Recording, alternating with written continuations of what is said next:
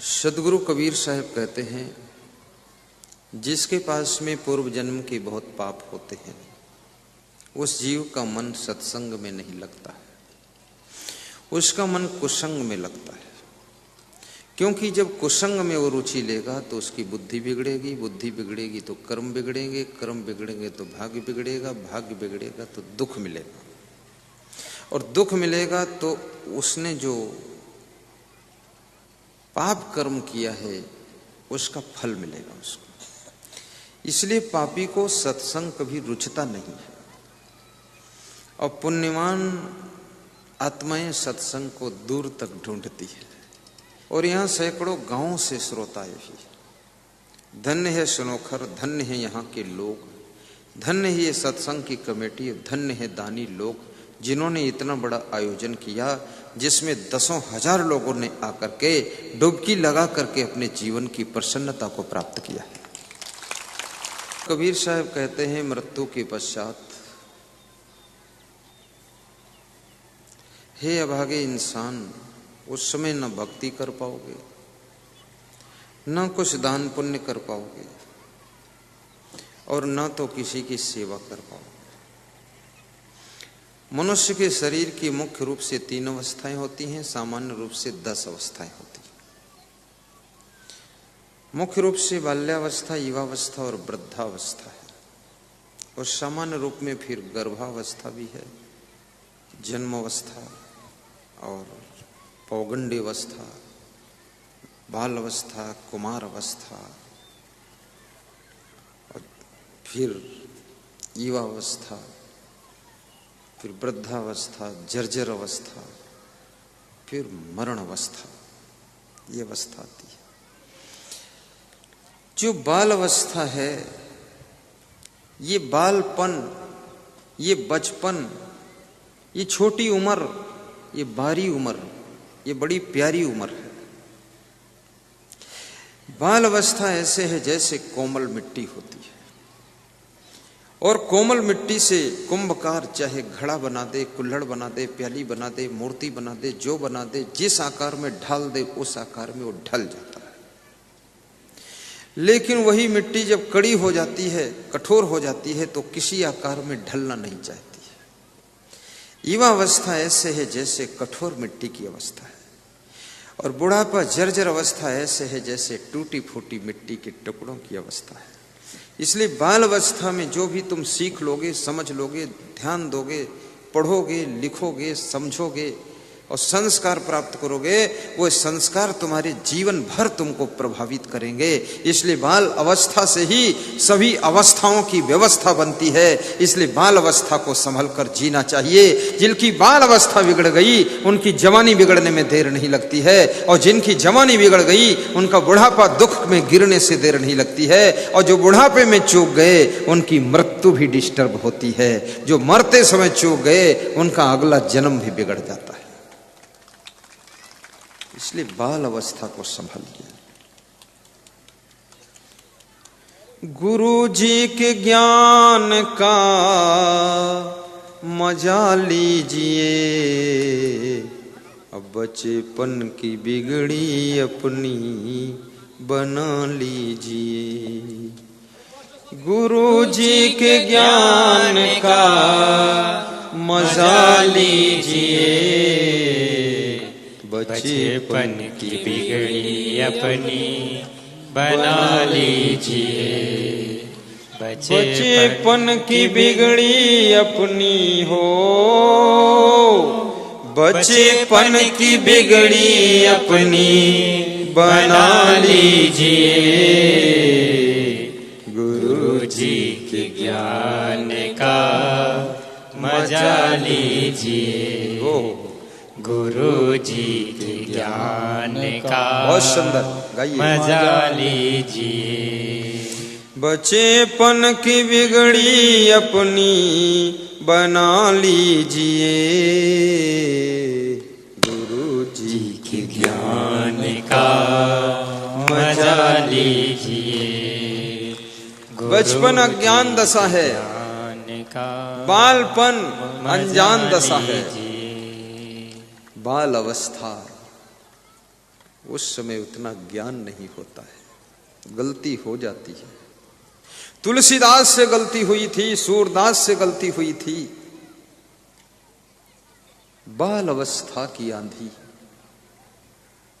और जब तक तुम्हें अज्ञान रहे तब तक समझ लो तुम्हारा बचपन ही है, और बचपन में भी ज्ञान हो जाए तो समझो तुम जवान हो चुके हो। और यदि बुढ़ापे में भी ज्ञान नहीं है तो शरीर जरूर बूढ़ा हो गया, बाल पक गए, लेकिन आपका जीवन बचकाना है। इसलिए याद रखना, धनवान भी बड़ा होता है, रिश्ते में जो बड़ा हो वो भी बड़ा होता है, उम्र में जो बड़ा है वो भी बड़ा होता है, पद में जो बड़ा है वो भी बड़ा होता है। लेकिन सब बड़ा में से वो बड़ा होता है जो ज्ञान में बड़ा होता है, वो सबसे बड़ा होता है। और ज्ञान में जो बड़ा होता है उसका आचरण बड़ा होता है, इसलिए वो सबसे बड़ा होता है। और जो सबसे बड़ा होता है उसके चरण छूने को मिल जाए तो अपना आचरण भी बदलना शुरू हो जाता है। उत्तर प्रदेश में एक डिस्ट्रिक्ट है जिसका नाम है सीतापुर जिला। मां सीता के नाम से उस जिले का नाम है। और उस सीतापुर जिले में एक तीर्थ है जिसका नाम है नैमिषारण्य तीर्थ। क्या नाम है? नैमिषारण्य तीर्थ। बड़ी अद्भुत बात है नैमिषारण्य तीर्थ की, जहां पर 88,000 ऋषि मुनियों ने तप किया था, ऐसा शास्त्र प्रमाण है, पुराणों में कथा लिखी है। और वहां चक्र कुंड भी है जिसमें स्नान करते हैं लोग, जहां पर दधीच ऋषि ने अपनी हड्डियों का वज्र बनवाया था। दधीच का नाम सुना हो, वही स्थान है नैमिषारण्य तीर्थ। तो नैमिषारण्य तीर्थ का आख्यान में पुराण में पढ़ रहा था। ऐसे तो मेरी जन्मभूमि के पास है, वही 88,000 ऋषि मुनियों के तपस्थली ही मेरी जन्मभूमि है वहां।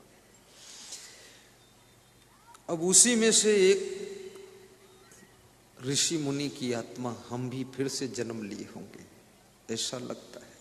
ये जितने संत बने बैठे हैं ये पूर्व जन्म में भी कुछ साधना कुछ तपस्या करके फिर से जन्म लेकर संत हो गए। और तुम जो तपस्या कर रहे हो ना, तुम्हारी आत्मा भी एक दिन संत का रूप धारण करेगी। थोड़ा टाइम लगेगा, 8 जन्म लग जाएंगे। रगड़ी मारोगे तो आ जाओगे। ऐसा नहीं कि तुम उधर ही बैठे रहोगे, तुम इस चोला में भी आओगे। हाँ, और जब तुम इस चोला में आओगे तब तक हम सब मुक्त हो जाएंगे। फिर हमारा तुम्हारा मिलन नहीं होगा। फिर हमारा जो कार्य है वो तुम करोगे आकर के, और तुम सबको ज्ञान दोगे, सत्संग सुनाओगे, ऐसा हो। तो 88,000 ऋषि मुनियों की सभा चल रही थी, ज्ञान चर्चा का विचार विमर्श की गोष्ठी चल रही थी। और उस गोष्ठी में मुख्य श्रोता सौनक जी थे और मुख्य वक्ता सूत जी थे। सूत जी 88,000 ऋषि मुनियों को उपदेश दे रहे थे, और बाकी पारी पारी से जिस ऋषि मुनि का नंबर आता था वो भी थोड़ा कुछ सुनाता था। तो सूत जी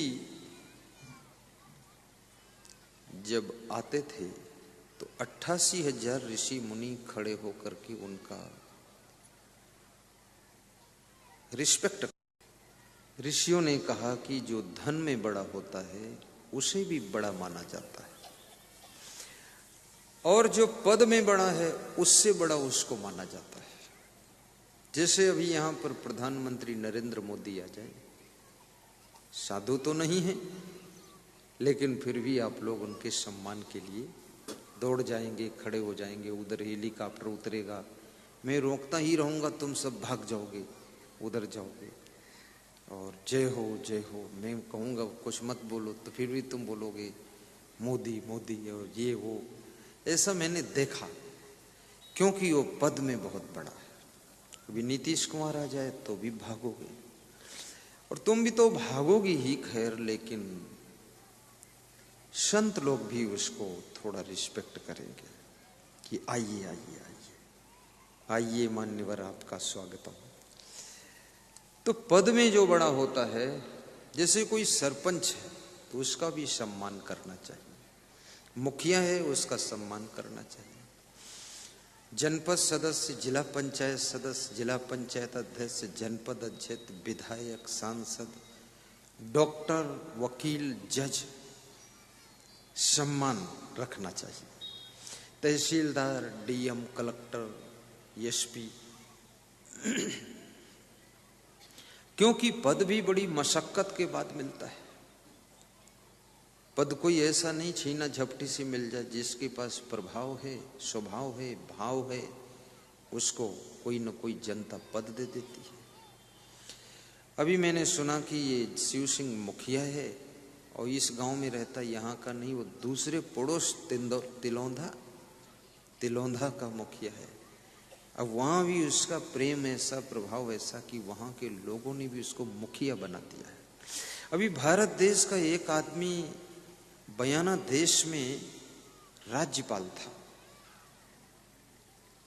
कोई हमारे भारत देश का उपराष्ट्रपति है विदेश में। आपकी प्रतिभा, आपका व्यक्तित्व, आपका स्वभाव, आपका कर्म देश विदेश की सीमाओं को तोड़ देता है, प्रदेश की सीमा को तोड़ता है, जिले की सीमा को तोड़ता है। क्योंकि शकर किसी प्रदेश की बनी हो, किसी देश की बनी हो, विदेश की बनी हो, आकाश की बनी हो, खेत में बनी हो, लेकिन शकर हर आदमी 40 रुपए किलो ले लेता है और चाय में डाल करके पीता है। शकर कहीं की हो, तुम पूछते नहीं हो किस देश की है, उसको तुम प्रयोग कर लेते हो। ऐसे महान संत कहीं का हो, तुम ये नहीं देखते हो इसका आश्रम कहाँ कहाँ क्या है, तुम उसको स्वीकार करके उसके ज्ञान का प्रयोग कर लेते हो और अपना जीवन सफल बनाते हो। इसमें बहुत सारे लोग मुझसे पूछते नहीं तुम रहते कहाँ हो। मैंने एक आदमी से पूछा, ये तो पूछो हम कहाँ से आए। बोले कहाँ से आए उससे कोई मतलब नहीं हमको, टमाटर किस खेत का है, किस पेड़ में लगा था, इससे मतलब नहीं, टमाटर टाप का है, हमको 1 किलो लेना है, बात खत्म। तो ये मनुष्य अगर अपनी प्रतिभा का विकास करे तो विदेश में भी उसका वर्चस्व होगा, देश में भी उसका प्रभाव होगा और घर में तो होगा ही। और ऐसा तभी होता है जब आपके अंदर विशेष गुणों का जन्म होता है। याद रखना, विशेष गुणों का जन्म। अयोध्या में राम का सम्मान था और जंगल में उनको कोई जानता भी नहीं था, समझता भी नहीं था, लेकिन राम के गुणों ने वनवास में जाकर के भी इतना प्रभाव डाला कि रीछ भालू बंदर भी उनको भगवान मानकर सेवा करने लग गए, उनके भक्त बन गए। और जंगल में जाकर के सीता हरण हुआ और सीता हरण में भगवान राम के पास सेना नहीं थी, अयोध्या से सहयोग नहीं मांगा कि ये बहुत बड़ी शर्मिंदगी की बात होगी, अयोध्या से मदद मांगूं। अगर वनवास है तो वन के अंदर ही मेरी कोई आस है और वन में ही प्रयास है और वन में मेरा कोई खास है, मुझे इस बात पर पूर्ण विश्वास है। और वहीं पर सेना तैयार हुई और रावण जैसे बलशाली को जीत करके लंका पर विजय प्राप्त किया। मुझे बड़ी मजे की बात ये याद आती है कि आजकल का आदमी भी शांति से नहीं बैठता है और राम के साथ में रीछ भालू बंदर भी शांति से बैठते थे। बड़ा डिसिप्लिन तगड़ा था उनका, अनुशासन बहुत अच्छा था। वो बंदर सब चुपचाप, अभी हमारे यहाँ भी बंदर आए हैं, जहां मेरा निवास है मंदिर पर बंदर, तो रात में 12 बजे वो छत पे कूद रहे थे। मेरी छत पर, साधुओं की छत पर कूद कूद कर कह रहे थे, तुम सब अंदर सोए हो, हम बंदर हैं तो क्या बाहर रहेंगे, खोलो दरवाजा, अंदर आएंगे। 1 घंटे कूद फांद मचाई। तो मैं तो न दरवाजा खोलो, बंदरों के डर से खिड़की भी बंद रखा कि उसमें से बंदर होशियार होता, अपने बच्चे को अंदर कर देगा और कहेगा अंदर से तू जो है निकाल के बाहर दे। बड़ा बंदर बाहर ले लेगा, सब सामान निकाल लेगा और फिर वो छोटा बंदर टांग में काट लेगा। तो बंदर कंट्रोल कहाँ होता है? लेकिन राम में कोई प्रभाव था जो बंदर सब कंट्रोल में थे। और ये मेरे विवेक से ऐसा लगता है कि बंदर का अर्थ होता जो वन के अंदर रहता था उसको बंदर कहते थे। बाकी बंदर कोई बंदर का रूप, ये तो फोटो में कार्टून में चित्र में बना दिया, पूंछ लगा दिया और गाल बना दिया बंदर जैसा हनुमान जी का। हनुमान जी बंदर नहीं थे, लेकिन वन के अंदर रहने वाले लोगों के मुखिया थे। हनुमान जी भी वानर यूथ मुख्यम, वानरों के मुखिया थे। जैसे यहाँ पर मुखिया होते, हमारे प्रदेश में मुखिया नहीं होता है। अभी तक हम मुखिया का अर्थ ही नहीं समझ पाए, मुखिया है क्या। लेकिन लोग बोलते मुखिया, तो मैं कहता हाँ कुछ तो होगा ही मुखिया। मैं समझता नहीं उसको उस प्रदेश में क्या बोलते हैं। तो पदम वृद्धा, जो पद में बड़ा है वो भी बड़ा होता है। संबंधम वृद्धा, संबंध माने रिश्ता, जो रिश्ते में बड़ा है। जैसे तुम्हारी सासू है, ससुर है, पिताजी है, माँ है, ये सब आपसे रिश्ते में बड़े हैं। दादाजी है, दादी जी है, रिश्ते में बड़े हैं। इनको भी बड़ा मानना चाहिए और इनको प्रणाम करना चाहिए। मैं करौली जिले में प्रवचन कर रहा था राजस्थान में, तो एक MBBS डॉक्टर के यहाँ गया, वो सरकारी डॉक्टर था, उसके यहाँ गया। तो उसका नौजवान लड़का खड़ा था, वो भी MBBS था, MBBS MD करके आया था। तो डॉक्टर से मेरा कोई सत्संग हो रहा था, तो उस लड़के को मैंने इशारा दिया, कुर्सी खाली है आइए बैठ जाइए। तो उस लड़के ने मेरे को क्या कहा, ऐसे हाथ जोड़ा और फिर कहा। तो मैंने दोबारा फिर सोचा MBBS है, MD है, बिठा देता हूँ। तो फिर मैंने दोबारा रिपीट किया कि आइए बैठिए। तो लड़का बोला, गुरुदेव मेरे पिताजी के सामने मैं बराबर कुर्सी पे नहीं बैठता हूँ, क्योंकि मेरा बाप रिश्ते में बड़ा है। लोग कहते हैं क्या तेरा बाप है ये, तो वास्तव में मेरा बाप है ये। मेरी डिग्री बड़ी है, लेकिन मेरा बाप जिसने मुझे जन्म दिया उसके सामने हम बैठते नहीं, सेवा करते हैं। माँ बाप का भी सम्मान करना। आजकल तो लोगों के पास में सभ्यता संस्कृति सब समाप्त हो गई।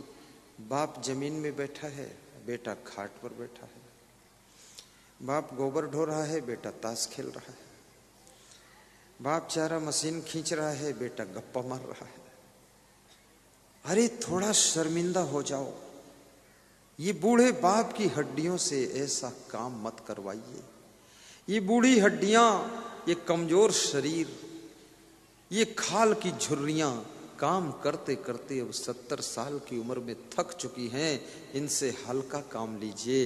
हे जवान बेटों, जवान बेटियों, जवान पतोहू, ताल ठोक करके घर के सारे कार्य संभाल लीजिए और माता पिता सास ससुर को शांति दीजिए।